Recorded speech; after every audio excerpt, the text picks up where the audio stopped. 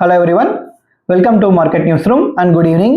So ఈరోజు కూడా మనకు చూడండి, లాస్ట్ హాఫ్ అన్ అవర్లో వచ్చిన హెవీ సెల్లింగ్ మనకు మార్కెట్ని మళ్ళీ కిందికి తీసుకెళ్ళింది అనమాట. ఓవరాల్గా మార్కెట్ ఏం చేసిందంటే ఈరోజు 26,000 అనే దాన్ని అటెంప్ట్ చేయడానికి 2 times ట్రై చేసింది. 26,000 పైన ట్రేడ్ అవ్వడానికి మనకు దాదాపు 2 times ట్రై చేసింది. ఫస్ట్ టైం ట్రై చేసింది, అగైన్ కిందికి వచ్చింది. మళ్ళీ సెకండ్ టైం కూడా ట్రై చేసింది, కిందికి వచ్చి ఫ్లాట్గానే క్లోజ్ అవుతుందేమో అనుకున్నాము. కానీ లాస్ట్ హాఫ్ అన్ అవర్లో మనకు ఎక్సెసివ్ సెల్లింగ్ రావడంతో అగైన్ మనకు దాదాపు చూడండి 25,884 దగ్గర క్లోజ్ అయింది అనమాట, బిలో 25,900. సో మనకు చూసుకుంటే బ్యాంక్ నిఫ్టీ 58,820 దగ్గర క్లోజ్ అయింది. సెన్సెక్స్ మనకు 84,587 దగ్గర క్లోజ్ అయితే మిడ్ క్యాప్స్ స్మాల్ క్యాప్స్ ఈ రెండు మనకు పాజిటివ్గా క్లోజ్ అయ్యాయి. ఆల్మోస్ట్ మనం చెప్పుకోవాలంటే స్మాల్ క్యాప్స్ ఒక రకంగా మనకు ఫ్లాట్ పై పాజిటివ్ అని చెప్పుకోవచ్చు, బట్ రీజనబుల్గా మిడ్ క్యాప్స్ కొంచెం పాజిటివ్గా క్లోజ్ అయ్యాయి అనమాట. సో 0.2%, 0.25% వరకు మనకు మిడ్ క్యాప్స్ పాజిటివ్గా క్లోజ్ అయ్యాయి. స్మాల్ క్యాప్స్ మాత్రం 0.1% పాజిటివ్గా క్లోజ్ అయింది అనమాట. సో మెయిన్గా ఈరోజు పాజిటివ్ సెక్టార్స్ ఏంటి అనేది మనం చూస్తే పిఎస్యూ బ్యాంక్స్, తర్వాత మనకు రియాలిటీ, మెటల్, తర్వాత ఫార్మా, హెల్త్ కేర్, ఇలాంటి వాటిల్లో మనకు మెయిన్గా సెక్టార్స్ పాజిటివ్గా ఉన్నాయన్నమాట. నెగిటివ్ వచ్చేసి మనకు ఐటీ, మీడియా, తర్వాత ఆయిల్ అండ్ గ్యాస్, తర్వాత కన్స్యూమర్ డ్యూరబుల్స్, ఇలాంటి వాటిల్లో మనకు ఈ సెక్టార్స్ మనకు బాగా నెగిటివ్గా క్లోజ్ అయ్యాయని మనం చెప్పుకోవాలన్నమాట. ఐటీ ఎస్పెషల్లీ చాలా లోలో ఉంది, మనకు లాస్ట్ 1 year నుంచి పర్ఫామ్ చేయట్లేదు. అగైన్ చూడాలి ఈ ఇయర్ ఎలా పర్ఫామ్ చేస్తుంది, నెక్స్ట్ ఏప్రిల్ లోపు ఏమైనా సెట్ అవుతుందా ఐటీ సెక్టర్ అనేది మెయిన్గా చూడాలన్నమాట. టాప్ గెయినర్స్ లిస్ట్లో కనుక మనం చూస్తే గోడ్రేజ్ కన్స్యూమర్ ప్రొడక్ట్స్, తర్వాత గ్రో, తర్వాత ఏబీ క్యాపిటల్, ఇలాంటి వాటిలో మనకు గెయిన్స్ కనిపెడితే మనకు లాసెస్లో ఉన్నవి వచ్చేసి మెయిన్గా టాప్ లూజర్స్ లిస్ట్లో ఉన్నవి మనకు మీరు చూసినట్టయితే మెయిన్గా సిమెన్స్ ఎనర్జీ, తర్వాత అదానీ ఎంటర్ప్రైజెస్, తర్వాత టాటా మోటార్స్ ప్యాసింజర్ వెహికల్స్. ఇది మాత్రం ఈ స్టాక్ మీరు చూడండి, టాటా మోటార్స్ మాత్రం ఎవరైనా సరే హోల్డ్ చేస్తుంటే నేనైతే ర్యాలీస్లో అమ్మేశాను అనమాట. సో లాస్ బుకింగ్ అనే చెప్పాలి దీని సంగతి. ఇది పర్ఫార్మెన్స్ అయితే సరిగ్గా చేయట్లేదు. సో చూడాలి, రిజల్ట్ కూడా ఆ రేంజ్లో లేదు. మెయిన్గా జేఎల్ఆర్ సేల్స్ యొక్క ఇంపాక్ట్ బాగానే ఉంది. వాటి మీద జరిగిన సైబర్ అటాక్ కానీ, లేకపోతే తర్వాత దాని రిజల్ట్ కానీ మొత్తం చూస్తే మనకు టాటా మోటార్స్ ఎందుకో చాలా దారుణంగా పర్ఫామ్ చేస్తుంది. బట్ కొంతమంది ఏం చెప్తారంటే ఈ టైంలో ఎంటర్ అవ్వచ్చు కదా అని, బట్ పర్ఫార్మెన్స్ చూసి ఎంటర్ అవ్వడం బెటర్ అని చెప్పి నేనైతే అనుకుంటున్నాను అనమాట. సో చూడాలి ఫర్దర్గా ఈ స్టాక్ ఎలా పర్ఫామ్ చేస్తుంది అనేది. మెయిన్గా ఈరోజు హైలైట్ న్యూస్ ఏంటి అంటే రష్యా యుక్రెయిన్ వార్ అనమాట. Russia Ukraine war almost end స్టేజ్కి వచ్చేసింది కదా. సో ట్రంప్ ఏమో 28 points పీస్ ప్లాన్ని ఒకటి అమలు చేయడానికి చూస్తున్నాడు. సో 28 pointsలో ప్రస్తుతానికి యుక్రెయిన్ 19 pointsకి రెడీగా ఉంది అని చెప్పి కూడా అంటున్నారు అనమాట. Again it is all speculation, ఎక్కడ అఫీషియల్ కన్ఫర్మేషన్ అనేది ఇంతవరకు లేదు. సో ట్రంప్ ఏమో డెడ్ లైన్ ఇచ్చాడు థ్యాంక్స్ గివింగ్ వరకు, అంటే November 26th or 27th అనుకుంటాను. సో అంతవరకు డెడ్ లైన్ ఇచ్చాడు అని చెప్పి అంటున్నారు. సో ఒకవేళ మనం చూడండి డెడ్ లైన్ కరెక్టా అంటే యుక్రెయిన్ పరంగా ఆలోచిస్తే డెడ్ లైన్ అలా ఇవ్వడము తప్పు. పైగా వాళ్ళు ల్యాండ్ని వదులుకోవడం అంటే యుక్రెయిన్ వదులుకోవడానికి సిద్ధంగా ఉండదు కదా. సో ఏం చేస్తుంది యుక్రెయిన్ 19 points ఒప్పుకునింది అంటే అది గొప్ప విషయం అనే చెప్పుకోవాలి. బట్ ఆ 9 points ఏంటి అనేది కూడా ఒకసారి చూడాల్సి ఉందన్నమాట.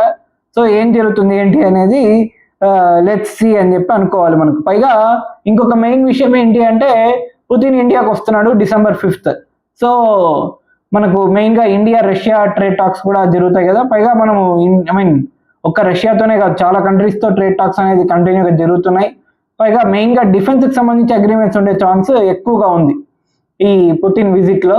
సో మెయిన్గా మనకు 5th generation ఫైటర్ జెట్ Su-57కి సంబంధించిన డీల్ కానీ, లేకపోతే S-500 లేకపోతే S-400కి సంబంధించిన ఇది కానీ, ఏదైనా సరే డిఫెన్స్కి సంబంధించి ఎక్కువ ఛాన్సెస్ అయితే ఉన్నాయి. బట్ అదొక్కటే కాదనమాట, రష్యాతో మనకు ఫెర్టిలైజర్స్ ఉంది, తర్వాత ఆయిల్ ఉంది. మెయిన్గా ఈ మధ్యకాలంలో కొంచెం తగ్గించాం, రష్యన్ ఆయిల్ని తగ్గించాం అనమాట. అమెరికన్ ఆయిల్ని అఫ్కోర్స్ పెంచాం మనము. సో ఇప్పుడు ఒకవేళ రష్యా యుక్రెయిన్ వార్ అనేది అయిపోతే ఇక్కడ ఒక విషయం మనం మెయిన్గా గుర్తుపెట్టుకోవాలి, మన మీద ఇండియా మీద ప్రస్తుతానికి 50% టారిఫ్ ఉంది. సో 50% టారిఫ్లో మీరు గుర్తుపెట్టుకోవాల్సింది 25% బేసిక్గా అతను వేసిన టారిఫ్ అతను వేశాడు, ప్లస్ 25% ఎక్స్ట్రా టారిఫ్ దేనికి అంటే రష్యా నుంచి ఆయిల్ కొనుక్కున్నందుకు మన మీద టారిఫ్ అయితే వేశాడు. సో ఇప్పుడు రష్యా యుక్రెయిన్ వార్ కనుక ఎండ్ అవుతే ఏమవుతుంది, ఆటోమేటిక్గా రష్యా నుంచి ఎవరైనా ఆయిల్ కొనుక్కోవచ్చు. అప్పుడు ఆటోమేటిక్గా మన మీద 25% టారిఫ్ అనేది తీసేయాల్సి వస్తుంది అనమాట. So that is a positive sign for India అని మనం చెప్పుకోవాలి. ఎందుకంటే ఎఫెక్టివ్లీ 25% పడిపోతుంది ఆటోమేటిక్గా. ప్రస్తుతానికి కూడా మనం చూసుకుంటే 50% ఉన్నప్పటికీ 34 to 35% అనుకుంటాను, నాకు సబ్జెక్ట్ టు కరెక్షన్, 34 to 35% ఎఫెక్టివ్గా పడుతుంది అని చెప్పి అంటున్నారు. సో ఇప్పుడు ఒకవేళ అది 25% దిగింది అంటే టారిఫ్ అనేది ఆటోమేటిక్గా చాలా తక్కువగా ఉంటుంది. ఇంకా 20% లేదా 19%కి వచ్చే ఛాన్స్ కూడా ఉంటుంది అనమాట. ఎఫెక్టివ్ ఇది గుర్తుపెట్టుకోండి. ఆన్ పేపర్ మనకు 25% ఉన్నా సరే ఎఫెక్టివ్ ఆన్ గ్రౌండ్ మనకు 19 to 20% పడే ఛాన్స్ ఉంటుందన్నమాట. సో చూడాలి ఎలా ఈ వార్ ఎప్పుడైతే అయిపోతుందో, ఒక పీస్ అగ్రిమెంట్కి ఎప్పుడైతే బోత్ నేషన్స్ మనకు రష్యా కానీ యుక్రెయిన్ కానీ సెటిల్ అవుతాయో ఆటోమేటిక్గా మనకు టారిఫ్ అనేది ఎగిరిపోవడం అనేది మనకు గుడ్ న్యూస్ అనమాట. సో ఇది ట్రంప్ ఎందుకు చేస్తున్నాడు అని మనం ఆలోచిస్తే మెయిన్గా ఇది one of his poll promises. So ఈ వార్ని నేను 24 అవర్స్లో ఆపేస్తానన్నాడు. ఆ 24 అవర్స్ అతను ఎలా ఆలోచిస్తాడంటే ఎప్పుడైతే ఈ పీస్ అగ్రిమెంట్ అనేది జరుగుతుందో అప్పుడు 24 అవర్స్ అయిపోయిందని చెప్తాడు అతను. సో ఆ టైప్ ఆఫ్ క్యాండిడేట్ కదా. So just kidding. ఎనీవే మనకు చూడండి మొత్తానికి 24 అవర్స్ అని చెప్పిండేది మొత్తానికి ఇన్ని రోజుల తర్వాత ఇప్పుడు ఒక ఫైనల్ స్టేజ్కి వచ్చింది అంటే గొప్ప విషయం అనే చెప్పుకోవాలి. ఓవరాల్గా 3 years పైన జరిగింది ఈ వార్. సో ఇప్పుడు ఒక ఎండింగ్ సిచ్యువేషన్కి అయితే వస్తుంది అనమాట. సో ఫెడ్ రేట్ కట్కి సంబంధించి కూడా న్యూస్ అయితే వస్తుంది. దానికి సంబంధించిన హోప్స్ ఇప్పుడు 70% ప్లస్ వెళ్ళిపోయింది అనమాట. అంటే 70% ఆఫ్ పీపుల్ దాదాపు రేట్ కట్ కన్ఫర్మ్డ్ అని అనుకుంటున్నారు. సో దానికి కారణం ఏంటంటే ఫెడ్ మెంబర్స్ ఎవరైతే ఉంటారో వాళ్ళు కొంచెం ఫెడ్ రేట్ కట్ పాజిటివ్గా మాట్లాడడం. సో ఇప్పుడు ఫెడ్ రేట్ కట్ కనుక చేసింది అంటే మనకు మంచి మార్కెట్కి మంచి బూస్ట్ అనే మనం చెప్పుకోవాలన్నమాట. ప్లస్ మనం ఒక విషయం మర్చిపోకూడదు, December 5th మనకు రేట్ కట్ వచ్చే ఛాన్స్ ఉంది. దానికి సంబంధించి మనకు ఆల్రెడీ RBI గవర్నర్ గారు నిన్న మాట్లాడారనమాట. ఏమని అంటే ఇన్ఫ్లేషన్ చాలా లోలో ఉంది, so it is the best time for rate cut అన్నట్టుగా హింట్గా మాట్లాడారు. సో ఒకవేళ మనం ఆల్మోస్ట్ ఆల్ సర్టన్ మనం ఏం ఎక్స్పెక్ట్ చేయొచ్చు అంటే December 5th అంటే మనకు చూడండి December 5th అనేది మనకు ఎట్లాగో వన్ ఆఫ్ ద కీ మనకు అప్పుడే పుతిన్ ఇండియాకి వచ్చే ఛాన్స్ కదా. సో మనకు అదే రోజే ఈ రేట్ కట్ కూడా ఉండే ఛాన్స్ ఎక్కువగా నాకైతే కనబడుతుంది. సో RBI ఆల్మోస్ట్ హిట్ అయితే ఇచ్చేసారు కాబట్టి ఇంకా సర్టన్ అని చెప్పుకోవాలి. మన ఇన్ఫ్లేషన్ చాలా లోలో ఉంది కాబట్టి good time to cut rate ఎలాగో. కాబట్టి ఎందుకంటే మెయిన్గా మనం చూస్తే ఫెడ్ కూడా రేట్ కట్ చేసే ఛాన్స్ ఉంది, అక్కడ USA కూడా రేట్ కట్ చేసే ఛాన్స్ ఉంది కాబట్టి ఇక్కడ కూడా మనకు కాకపోతే ముందే అయిపోతుంది December 5th అంటే. సో December 5th మనకు రేట్ కట్ వచ్చే ఛాన్స్ ఉంది and December 10th fed rate cut వచ్చే ఛాన్స్ ఎక్కువగా ఉందన్నమాట. సో మెయిన్గా చూడండి నెక్స్ట్ న్యూస్ ఏంటంటే కెనడాకి సంబంధించి అనమాట. కెనడా ఇండియాకి సంబంధించి టైస్ అనేది మళ్ళీ నార్మల్ అవుతున్నాయి అని చెప్పి, ఎందుకంటే జస్టిన్ ట్రూడో వాళ్ళ మాజీ వాళ్ళ ఎక్స్ ప్రైమ్ మినిస్టర్ అనుకుంటాను, ప్రైమ్ మినిస్టర్ ఉన్నప్పుడు మనకు మెయిన్గా ఏమైంది కంప్లీట్గా ఈ ఖలిస్తానీ మూమెంట్ వల్ల ఆయన ఇండియాని బ్లేమ్ చేయడము, అక్కడ ఒక అతను చనిపోవడము, ఆ ఖలిస్తానికి సంబంధించి మన ఎవరో షూట్ చేసేసారు. మన రా ఏజెంట్స్ అని కూడా చెప్పుకోవడానికి లేదు, ఎందుకంటే అతను ఎవరు చంపేశారో ఇప్పటికీ కెనడా దగ్గర కూడా ఆన్సర్ లేదనమాట. సో మొత్తానికి ఖలిస్తానీ మూమెంట్ తర్వాత అక్కడ జరిగిన అటాక్, దాంట్లో అతను చనిపోవడము, ఆ తర్వాత మళ్ళీ మనకు కెనడా ఇండియా మధ్య టైస్ అనేది చాలా వీక్ అవ్వడము, ఆ తర్వాత అక్కడ గవర్నమెంట్ మారిపోయింది, ట్రూడో దిగిపోయాడు అనమాట. సో అక్కడ గవర్నమెంట్ మారిపోయిన తర్వాత మళ్ళీ నార్మల్ అవ్వడం. మెయిన్గా లేటెస్ట్ ఇప్పుడు వచ్చిన లేటెస్ట్ కెనడా లీడర్ ఏమంటే మనకు మోడీ గారితో మంచిగా మాట్లాడడం, G20 సమిట్ జరిగినప్పుడు మంచిగా మాట్లాడడం అదంతా జరిగింది. సో ఇప్పుడు ఇండియా కెనడా టైస్ అనేది కొంచెం నార్మల్ అవుతున్నాయి అని చెప్పి అనుకోవాలి. మెయిన్గా ట్రేడ్ డీల్ గురించి చూస్తున్నారు అనమాట. మెయిన్గా $50 billion వరకు వాళ్ళు టార్గెట్ అయితే పెట్టుకున్నారు. మనం నిన్ననే దీని గురించి మాట్లాడుకున్నాం కదా. సో ఇంకొక దీని గురించి కూడా మాట్లాడుకున్నాం కెనడాతో, ఏంటంటే యురేనియం ఎక్స్పోర్ట్కి సంబంధించి అనమాట. మనము యురేనియం ఇంపోర్ట్ చేసుకునే ఛాన్స్ ఉంది కెనడా నుంచి. సో దీనికి సంబంధించి $2.8 బిలియన్ సంబంధించిన డీల్ ఒకటైతే చేసుకుంటున్నారని చెప్పి న్యూస్ అయితే వస్తుంది. సో ఇది అఫీషియల్గా కన్ఫర్మేషన్ అయితే రావాల్సిందనమాట. సో అది కూడా కెనడాతో చేసుకుంటున్నాము ఓవరాల్గా. సో ఈరోజు ఇంకొక హైలైట్ న్యూస్ మనం గుర్తుపెట్టుకోవాలి. నిన్నటి నుంచి ఇది మెయిన్గా ఆల్ నేషనల్ మీడియా ఛానల్స్లో మనకు నడుస్తుంది. అరుణాచల్ ప్రదేశ్కి సంబంధించిన ఒక ఉమెన్, ఆమె యూకేలో ఉంటుందన్నమాట. ఆమె యూకే నుంచి చైనాకు ట్రావెల్ చేసింది ఆన్ ఇండియన్ పాస్పోర్ట్ అనమాట.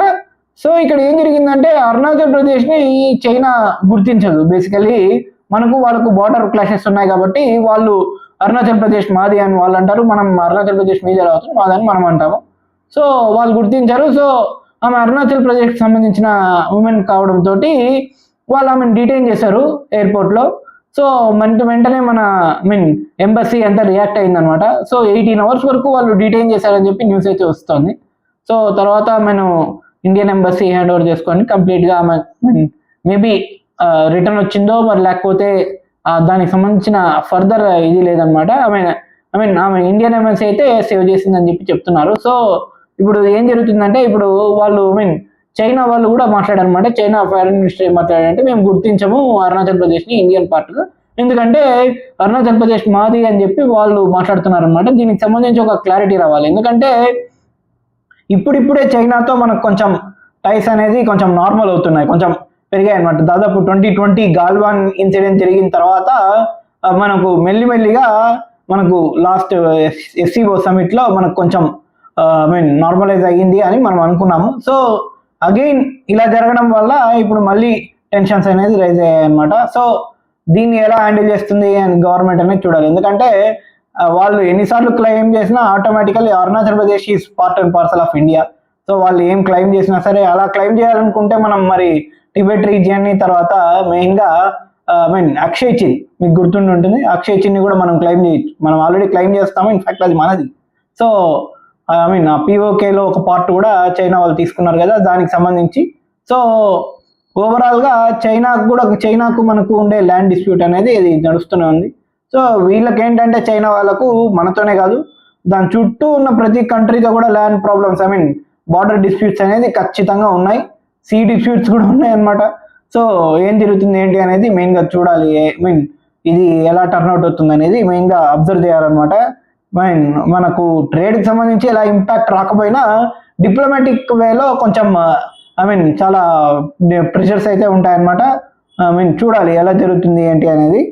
సో మెయిన్గా మనకి ఈరోజు ఇంకొక హైలైట్ న్యూస్ ఏంటంటే సాఫ్రాన్ ఫెసిలిటీ అనేది ఇక్కడ ఓపెన్ చేస్తున్నారు. రేపు మోడీ గారు అనమాట హైదరాబాద్లో ఓపెన్ అవ్వబోతుంది. దాన్ని వర్చువల్గా మోడీ గారు స్టార్ట్ చేస్తున్నారు. ఇది ఏంటంటే మనకు ఎయిర్ క్రాఫ్ట్కి సంబంధించి మెయింటెనెన్స్, రిపేర్ అండ్ ఓవర్హాల్కి సంబంధించిన ఫెసిలిటీ అనమాట.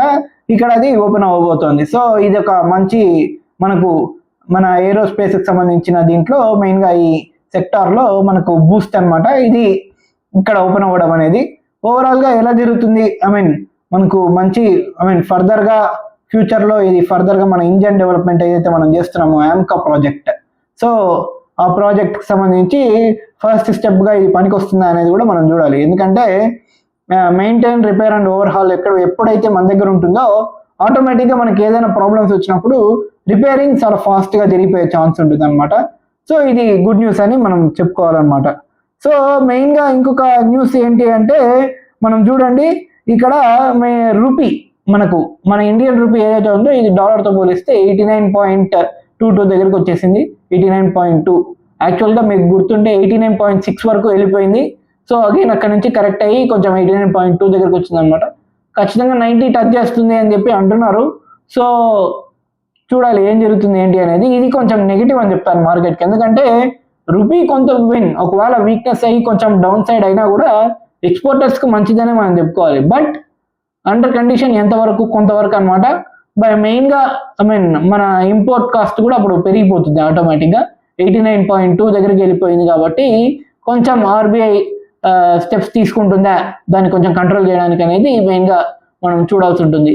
సో అగైన్ దీన్ని కొంచెం 89 బిలో 88 పాయింట్ అక్కడికి కనుక మనం తేగలిగితే ఆటోమేటిక్గా కొంచెం మనకు రూపీ బూస్ట్ అవ్వడం అనేది కొంచెం బెటర్ అనమాట. సో చూడాలి ఏం జరుగుతుంది అనేది. ఎందుకంటే డాలర్ ఇండెక్స్ కూడా 100 పైన ట్రేడ్ అవుతుంది. కంటిన్యూగా డాలర్ ఇండెక్స్ కూడా 100 పైన క్లోజ్ అవుతుంది కాబట్టి డాలర్ స్ట్రాంగ్ అవ్వడం వల్ల కొంచెం రూపీ అనేది కూడా కొంచెం వీక్ అయిందని మనం చెప్పుకోవాలి. సో చూడాలన్నమాట ఓవరాల్గా ఏం జరుగుతుంది అనేది. సో ఇదన్నమాట ఈరోజు highlight news of the day. చివరిదాకా చూసినందుకు థ్యాంక్ యూ సో మచ్.